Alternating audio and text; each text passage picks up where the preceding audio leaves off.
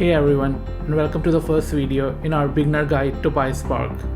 Have you ever had an Excel with so many rows that it slows your computer to crawl or even just crashes?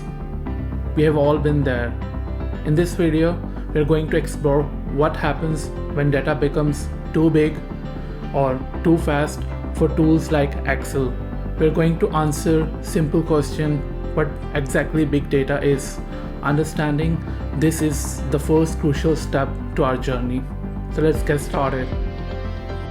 So let's delve deeper into what is big data. For decades, tools like Microsoft Excel have been incredible for data. They're perfect for budgets, project plans, or analyzing sales for a small shop. You can have thousands or even tens of thousands of rows and they work beautifully. But there's a limit. What happens when your data grows from thousands of rows to millions or billions? What if new data is flooding in every single record? And what if the data isn't neat table of numbers, but messy text reviews, images, or videos? This is where traditional tools break down. They weren't built for this to scale. This is the breaking point for the world of big data. To make it simple, experts usually describe big data using three characteristics, often called 3 V's. So let's break them down. First, volume. This is the most obvious one. It's simply the sheer amount of data. We are not talking about a few thousands of rows in spreadsheet anymore. We're talking about billions of records taking up terabytes or even petabytes of storage. Think about all the clicks, views, and ratings from every Netflix user around the world, collected over years. That's a volume problem. Second, velocity. This is about speed. Big data often arrives incredibly fast, and it needs to be processed in near real time. Think of a stock market feed, where prices change every millisecond, or the data streaming from thousands of delivery drivers, GPS tracker across Dublin or New York or London.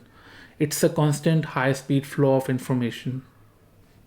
Finally, there's variety. A spreadsheet is perfectly organized. We call this structured data. But most of the world's data is unstructured. It's messy. It's things like customer emails, photos posted on Instagram maybe, comments on YouTube video, or clinical notes from a doctor.